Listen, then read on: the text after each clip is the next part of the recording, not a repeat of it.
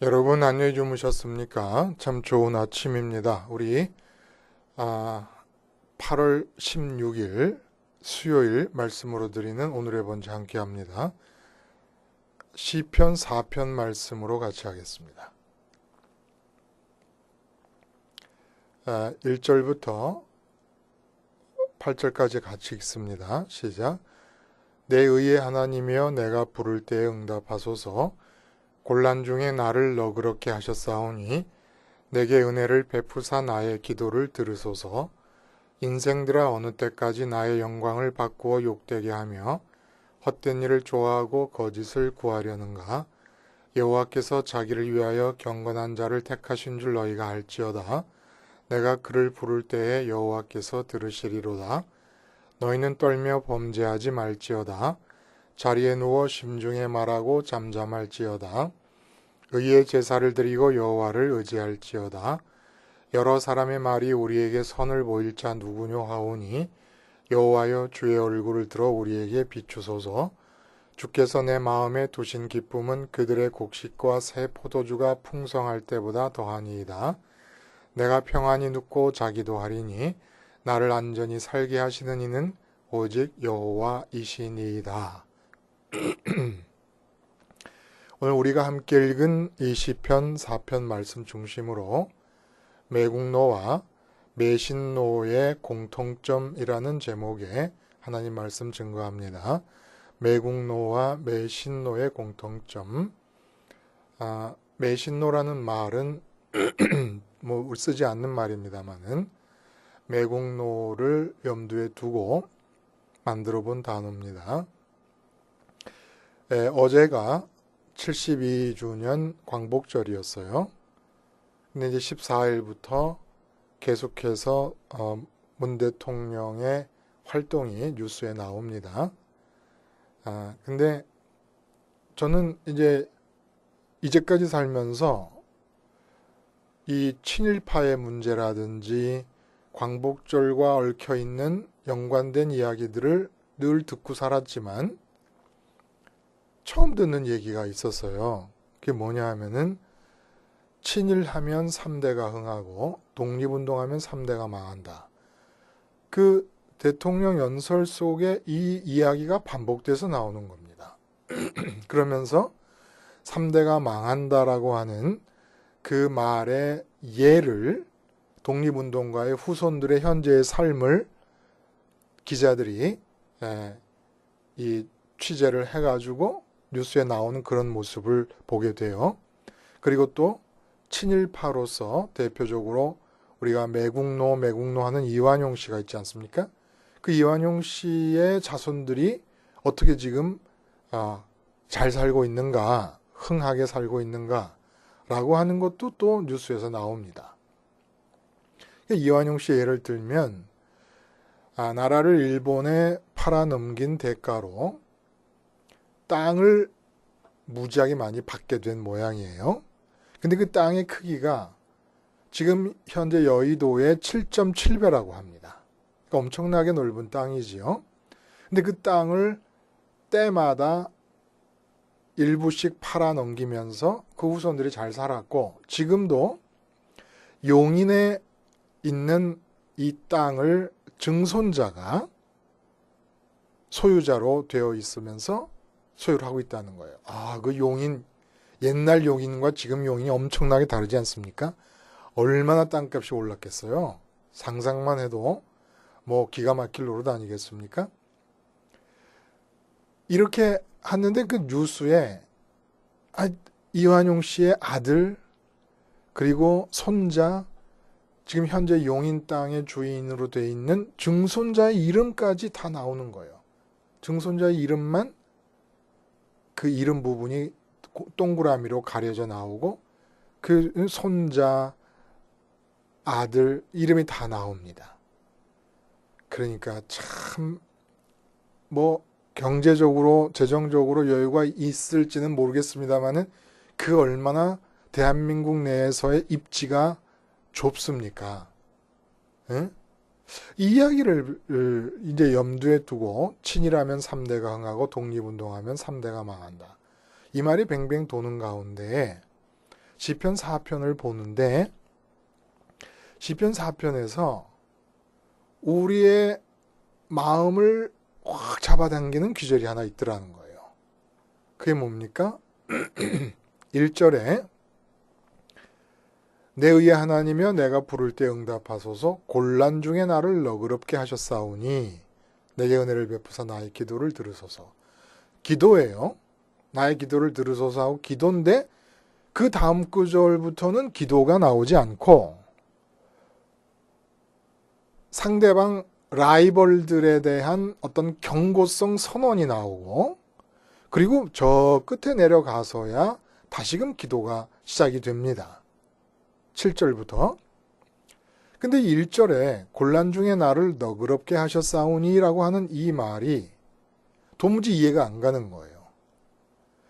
지금 이 시의 배경은 앞에 시편 3편과 마찬가지로 아들 압살롬이 아버지에 대해서 반역을 일으켰습니다.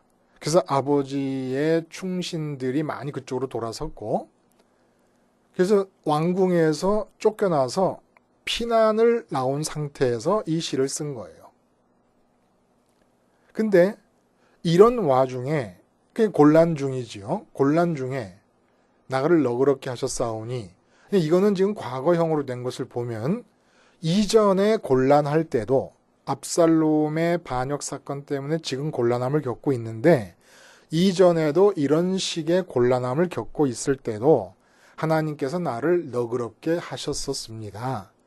그러므로 내게 또 똑같은 이전에 곤란할 때 베푸셨던 은혜를 베푸셔서 나의 기도를 들으소서. 근데 그게 뭐냐면 나를 너그럽게 하셨다는 거예요. 하나님께서 나를 너그럽게 해주셨다. 이 도대체 무슨 말인가? 예? 그래서 이것을 NIV 같은 경우에서는 나를 구원하셨사오니 이렇게 번역을 해버렸는데 구원하셨음이 틀렸다고는 할 수 없지만 이 의미를 정확하게 전달하는 것은 아닌 것이죠. 차라리 곤란 중에 나를 너그럽게 하셨사오니라는 말이 더 가까울 수도 있는데 이 말도 정확한 말이 아니라는 겁니다. 그래서 히브리어 원어를 찾아봤더니 그 원어의 의미가 뭐냐면 나를 넓게 하셨사오니라고 하는 의미더라는 거예요. 나를 넓게 하셨다. 특별히 지금 사실은 다윗이 이스라엘 나라 안에서 왕으로서의 입지가 극단적으로 좁아진 상황 아닙니까? 왕궁에서 쫓겨나가지고 압살롬에서 죽을까봐 피난을 나온 상태니까 왕으로서의 입지가 극히 좁아진 상태인데 나를 넓게 해주셨다. 과거에 이런 곤란을 당할 때 나를 넓게 해주셨으니까 이번 이 압살롬으로 인한 곤란 속에서도 나를 넓게 해주시옵소서 이런 뜻이라는 겁니다. 그리고 그 넓게 해주시는 것이 곧 은혜를 베푸시는 것이고 구원을 베푸시는 것이다 라는 겁니다. 그러니까 나의 기도를 들으셔서 나를 또 넓게 해주시옵소서. 그러니까 우리가 곤란한 일을 당할 때 어떻게 기도하면 되느냐 하면 이 시편 4편에 따르면 나를 넓게 해주시옵소서라고 기도를 하면 된다는 겁니다. 그리고 하나님께서 나를 넓게 해주시면 된다는 거예요. 자, 문제는 이렇게 넓게 해주신다는 것이 왕권을 회복하여 좁아진 입지를 다시 견고히 하고 되찾는 것이라면 모르겠는데 그렇구나라고 이해를 하겠는데 오늘 본문 마지막 7절 8절을 보면 지금 기쁘다는 거예요. 지금 나를 압제하고 나에게 반역을 일으킨 압살롬과 그 무리들이 곡식과 포도나무 열매가 풍성하게 거쳤을 때 기뻐하는 것보다도 나는 지금 하나님으로 인해서 더 기쁘다라는 얘기를 합니다. 그러니까 나를 넓게 해주시는 것이 왕권을 회복하는 것을 뜻하는 게 아니라는 겁니다. 지금 현재 이미 기쁨이 주어지고 있고 만족이 주어지고 있다는 거예요. 근데 그것이 나의 왕궁을 차지하고 들어간 반역자들 압살롬과 그 일당들이 느끼는 기쁨과 만족과는 비교가 안 될 정도로 기쁘고 만족스럽다. 피난 온 상태에서. 그리고 하는 말이 나는 이제 평안하게 잠자겠다. 라는 겁니다. 그래서 나의 안전함이 어디에 있느냐? 하나님에게 나의 안전함이 있다. 왕궁을 굳건히 지킴의 안전함이 있는 게 아니고, 왕권이 견고함의 안전함이 있는 게 아니고, 모든 반역자들을 아예 초기에 색출해갖고 싹을 자르는 것에 그러한 무슨 KGB 같은 그런 비밀 정보원들이 나를 지키고 있으면 안전함이 있는 게 아니고, 돈이 많아서 재산의 풍성함에 안전함이 있는 게 아니고 하나님께 안전함이 있다. 자, 이 시편의 키는 나를 너그럽게 하셨사오니, 나를 넓게 하셨사오니라는 말에 있다는 겁니다. 무슨 말일까요, 여러분? 여러분은 어떻게 이해를 하십니까? 이 히브리어 히르하베탈리라는 것은 내가 마음을 넓게 갖도록 만들어 주셨다라는 겁니다. 내 마음을 넓혀 주셨다라는 것이라는 거예요. 도대체 내 마음을 넓혀 주시는 것이 이 곤란함 속에서 무슨 의미를 갖느냐는 겁니다. 그리고 그것이 우리가 곤란할 때도 하나님께서 우리에게 베푸신 구원의 역사라는 거예요. 내 마음을 넓혀 주셨다. 여기서 굉장히 중요한 어떤 신앙의 내용이 우리에게 시사되고 가르쳐지고 있습니다.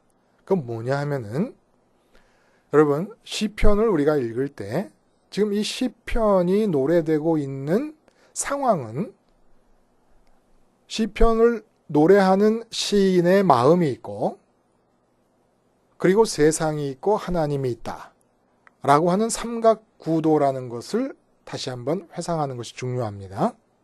그리고 언제나 우리는 시편의 기자들뿐만 아니라 우리들 자신이 사는 삶의 현장은 내 마음과 세상, 그 세상에는 내 몸까지도 세상에 속하는 거예요. 내 육체까지도. 내 몸까지도 포함되어 있는, 그러니까 내 가족과 무슨 내 직장과 내 재산과 내 건강, 모든 것이 세상이라는 것에 속해 있고 이 땅에 있는 것, 그리고 하나님이 계신 거예요. 이 삼각구도 안에서 내 마음은 비어있는 채로 관계를 갖습니다.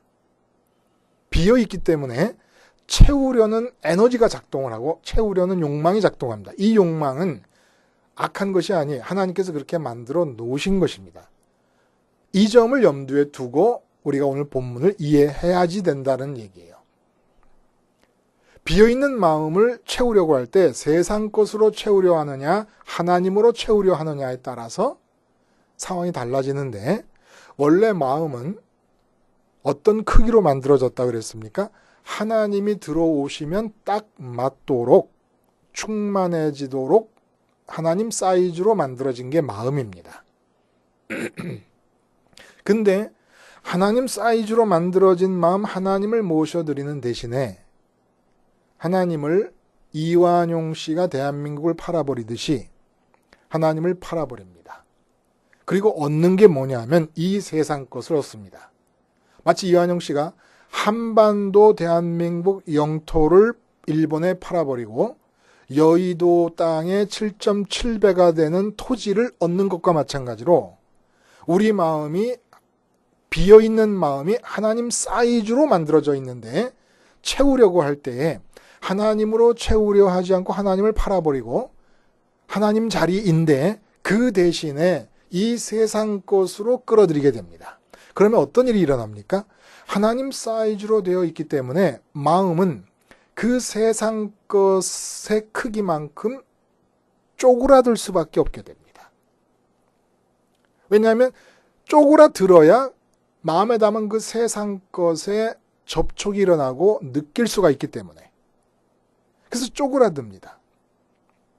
이게 바로 매신노의 매국노와 갖는 공통점이라는 거예요. 한반도 전체가 자기의 사유화된 땅은 아니지만 국민의 입장에서 보자면, 국민의 한 사람으로서 보자면 한반도 저기 백두산 꼭대기부터 한라산 꼭대기까지 어느 한 지점 내 땅처럼 여겨지지 않는 부분이 없는 거예요. 저희 아들아이가 여름방학을 이용해서 학교의 동아리가 선생님의 지도하에 독도를 다녀왔습니다. 근데 이 아이의 얘기를 이제 듣는 중에 기억나는 것은 배가 가까이 울릉도에 있던 배가 이제 독도 쪽으로 가까이 가다가 독도가 시야에 들어오면서 점점 가까이 독도가 보이는데 머리끝부터 발끝까지 전율이 온몸을 휘감더라 하는 그런 얘기를 하더라고요. 지가 뭐 언제부터 그렇게 독도에 대해 관심이 있었는지도 모르겠습니다만, 그러나 국민의 마음에 독도가 내 거는 아니지만은 그렇게 일본 사람들이 독도가 자기 거라고 해서 화가 나 죽겠는데 진짜 독도를 눈으로 보니까 전율이 휘감. 내가 내 땅을 본다고 전율이 생기겠습니까? 이게 국민된 사람의 마음인 것이에요. 근데 그 한반도라는 큰 영토, 여의도에 비하면 얼마나 큽니까? 여의도 7.7배라 그래도 한반도 전체에 비하면 정말 쥐꼬리만큼 작은 거 아니겠습니까? 근데 그 한반도를 팔아 넘겨버리고 여의도 7.7배의 땅을 얻었다는 거예요. 이게 똑같은 일이라는 겁니다. 우리가 지금. 내가 내 자식을 낳았는데 자식이 너무 이뻐요. 그래서 자식을 잘 키워서 중학교, 고등학교, 대학교 들어가는 모든 과정을 그냥 엘리트로만 달리게 하고, 그리고 졸업해서도 좋은 직장에, 그리고 결혼할 때도 최고의 신부감, 신랑감을 얻어서 결혼시키면서 거기서 기쁨과 만족을 얻으려 하고 있다. 이게 바로 매신노라는 겁니다. 무한한 크기의 하나님을 팔아버리고 여의도 7.7배의 땅을 한반도와 바꾼 거와 마찬가지로 하나님을 팔아버리고 마음을 쪼그라뜨려가지고 내 자식에 딱 달라붙은, 자식과 하나님과의 크기를 생각해봐요. 자식에게 달라붙을 정도로 마음을 쪼그라뜨린 겁니다. 그래서 여러분, 이 세상 것으로의 만족이 왜 3일을 못 가고 한 달을 못 가고 1년을 못 가느냐? 이유가 있는 거예요. 돈이라는 것에 마음이 쪼그라들었어요. 그럼 내가 돈을 10억을 벌겠다 해가지고 지금 현재 없는 돈이니까 10억을 벌겠다는 비전과 꿈을 갖게 되면 마음을 10억이 들어올 만큼 조금 넓히게 됩니다. 그럼 이건 바람이 들어간 거예요. 허세예요, 허세. 이게 꿈이에요. 그러면 진짜로 10억을 딱 모았어요. 얼마나 기쁩니까? 근데 그 10억 모은 기쁨이 3일을 못 가고 한 달을 못 가는 거예요. 왜 그런 줄 아십니까? 10억이 아무리 대단한 돈이라도 모아놓고 보니까 내 마음은 쪼그라져서 10억을 붙잡고 있기 때문에, 다시 말해 마음은 하나님 사이즈로 넓어질 수 있는 마음을 10억으로 쪼그라뜨려가지고 수축시켜가지고 10억을 붙잡으니까 쪼그라뜨려갖고 있기가 한도가 있는 거예요. 힘들어요, 그것도. 10억에 만족하기가 얼마나 힘든 줄 아십니까? 힘든 게 아니라 불가능해요. 100억을 모았다. 하나님보다 큰 게 아닌 한 만족이 없어요. 이건희 씨나 이재용 씨의 재산이 막 10몇 조, 막 며칠 조, 막 이렇잖아요? 그래도 하나님보다 큰 게 아니라면 7조 원, 10조 원을 가지고 만족한다는 것은 불가능합니다. 왜냐하면 마음의 크기가 원래 하나님 크기로 만들어졌기 때문에. 그래서 다윗이 곤란함 중에 내 마음을 넓게 하셨다는 건 무슨 뜻이냐? 나라를 빼앗길 위기에 처했어요. 왕궁을 빼앗겼어요. 그리고 그 첩들이 아들의 수중에 들어갔어요. 정말 이건 치욕적입니다. 이런 모든 상황이 곤란함으로 다가와요. 곤란함이라는 건 뭐냐? 내가 마음에 붙잡고 있는데 인간에게 제일 두려운 것은 마음이 빈 상태가 되는 것입니다. 한때 돌아가신 김수환 추기경이 삼김씨가 서로 으르렁거리고 싸울 때 마음을 비워라 라는 얘기를 했지만, 이 말씀의 뜻은 마음을 지금 채우려고 하고 있는 그것들로 채우려 하지 말고 다른 것으로 채우라는 얘기지, 빈 상태로 놔두라는 얘기가 아니야. 인간이 제일 무서운 게 마음이 빈 상태가 되는 겁니다.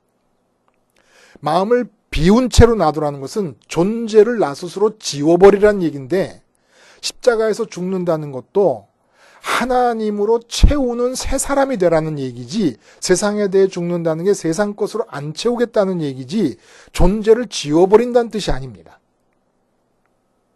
그래서 우리 마음이 비어있는 걸 제일 무서워하기 때문에 내가 예를 들어 왕궁을 담고 있거나 돈을 담고 있거나 명예를 담고 있었는데 담고 있는 것들이 상실되게 생겼다. 그러면 그 마음을 채우고 있는 것들이 없어질까 봐 두려워하면서 고민이 생기고 걱정이 생기고 근심이 생기는 겁니다. 또 이루고 싶은 것을 아까 뭐라 그랬어요? 마음을 조금 넓혀버린 거예요. 넓히고 그것을 채우려고. 이걸 우린 꿈이라 그러고 비전이라 그러는 거예요. 이 세상에서. 내가 장관이 돼야지, 대통령이 돼야지. 그래서 마음의 크기를 넓혀요. 대통령이라는 게 아무리 커도 하나님보다 크지 않다면은, 무한하신 하나님보다 크지 않다면은 거기까지 해서 대통령이 되었다 하더라도 마음은 지금 쪼그라져 있고 수축되어 있는 겁니다. 근데 수축되어 있는 게 얼마나 힘듭니까? 그래서 이 세상껏 무엇을 얻어도 기쁨이 없는 거예요. 왜냐하면 수축하고 있느라고, 마음이 수축하고 있느라고. 그래서 이 곤란 중에 나를 너그럽게 하셨다는 것은 이렇게 세상 것을 다 뺏기고 있는 가운데 괴롭지 않겠어요? 다윗도?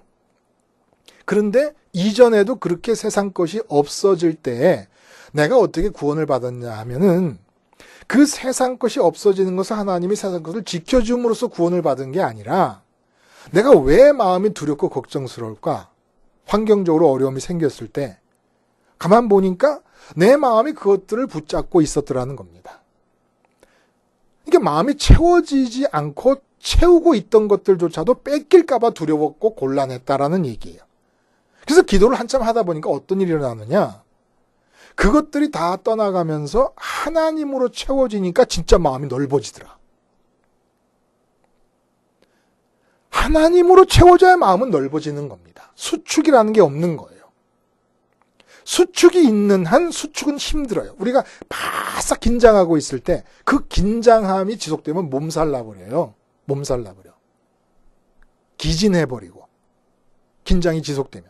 근데 마음을 넓게 한다는 것은 하나님께서 들어오셔서 마음이 본래의 크기대로 확 펴졌다는 얘기입니다. 그리고 봤더니 어떤 일이 일어나느냐.